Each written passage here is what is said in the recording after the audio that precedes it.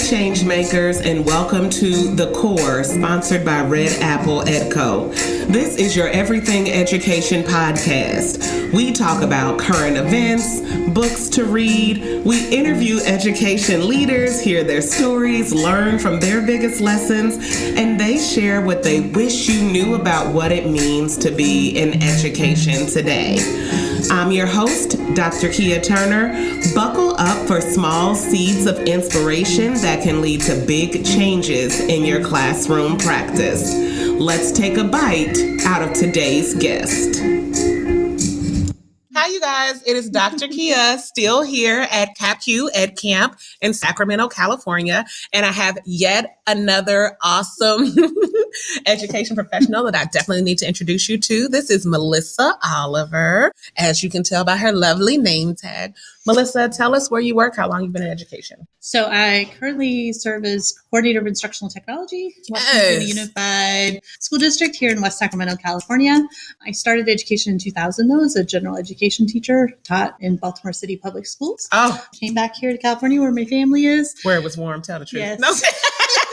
Just kidding. It's 70 degrees, so I'm so excited about this same time. Okay, go ahead. And spent 13 years in the classroom, 5 as a general educator, 8 as a special educator, and then did coaching, and now I'm in the role that I'm in now. Wonderful. You guys know I use the free version of Screencastify like I encourage all of you to do. So in 10 minutes, now 9, you will definitely get to know Melissa's story and how to reach out to her if you have questions, okay? All right, let's start with my first question. Why do you teach? Or in your case, why do you continue this work in the education space? What motivates you? I really believe in creating inclusive, welcoming communities and involving all students so that they can reach their full potential. And so a lot of my work has been informed not only by my own disability, but then also my work with students with disabilities. Oftentimes they are left out or have fewer expectations or even no expectations in the educational space. And I want to change that. When you tell us your own disability, what do you mean? I have a moderate to severe bilateral mixed hearing loss, been pretty much since birth. So at age 2 was discovered. I had 13 surgeries between the ages of 2 and 13. About in 2005, found out that it was going to be progressive. So it is continuing to get worse over time.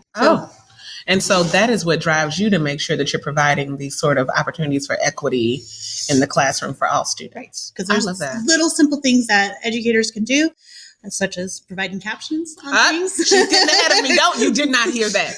Question 2. She's saving that for later. Question 2. What's one thing that you are seeing in education right now that excites you? Like you see kind of this movement happening and you're like, yes, it's about time. I just see that it's about kids and student-centered learning and being really personalized so that kids have a voice more in their education. You just see those different pathways, and it's not a single pathway for kids.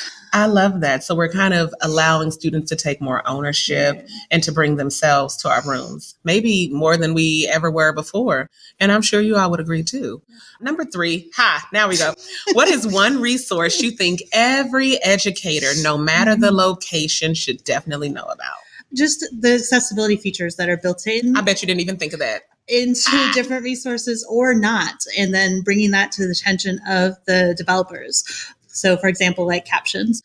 I rely on captions on all my devices, and it's frustrating when I go to events, maybe conferences, meetings, and captions aren't displayed. Captions are going to benefit your students who may be deaf or hard of hearing, but they also benefit your English learners. They also benefit students with auditory processing difficulties. They also are going to benefit. Research shows that when you can hear as well as see at the same time, memory retention actually improves. So educators, press the closed caption button when you're using videos in the classroom. And if you're producing content, make sure you go and edit and produce your captions so that more people can enjoy them. Is there a way, and I'm asking this for all of you, not me, because we know I have all the answers. No, I'm kidding. Is there a way, if I am maybe making content and I don't know how to add those closed captions, is there sort of a platform or an app or something that I can use to make sure that what I'm doing is reaching all of my students? There's a lot of different workflows for captioning depending on which app or whatnot you're using.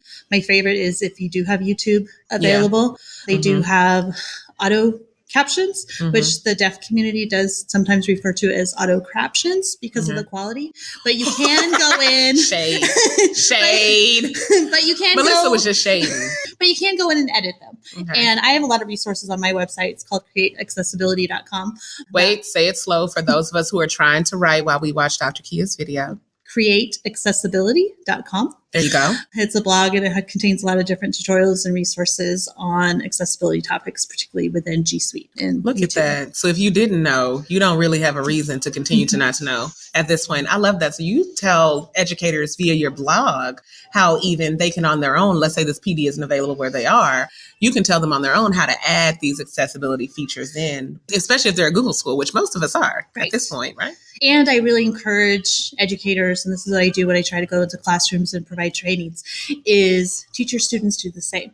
So our students are capable of adding captions. They're capable of understanding, the importance of adding alt text to your images. And so as your kids are creating a slideshow and adding an image, do a right click on the image, add the alt text, and they have an understanding of how alt text is being used by people with screen readers. That helps build empathy and understanding of, the world has individuals that experience things differently and that we can be welcoming and inclusive in our design.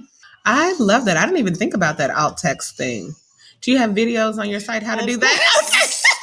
And Google just did that. So we know that I'm adding her to my blog roll, right? Because you all need to be able to easily get to this page. Yeah. Okay, number 4. What was your last aha moment as a professional? Like, you know what?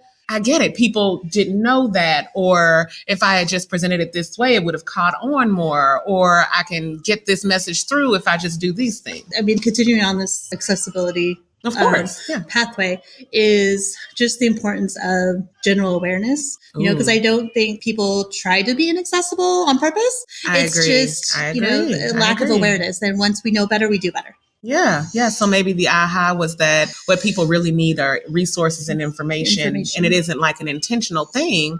And I think about that too. I wouldn't have thought to put captions at the bottom before we spoke. Before we started filming, Melissa was like, "Are you going to put captions at the bottom?" And I was like, "So no." She said, "You definitely need to do that to make them more accessible." And I thought, that's such an easy fix. I didn't even think of it. And I didn't even realize everyone watching these vlogs may not be able to hear my melodious and wonderful, may not be able to hear and are here as well as they would like. So then what can I do to support them? That's an easy fix. Yeah. And then with alt text, in 2 seconds, what is that? Alt text is... Not because I don't know, because they don't know. People who may be blind or have low vision are going to interact with the internet using a screen reader. So a screen reader reads text. So think of an image. Image doesn't have text. So it can't read that unless the user actually adds alt text. So it would be a description of the image. And it's not going to be visible to somebody who's not using the screen reader. It's only going to be read by the individual using a screen reader. Wow. So that's available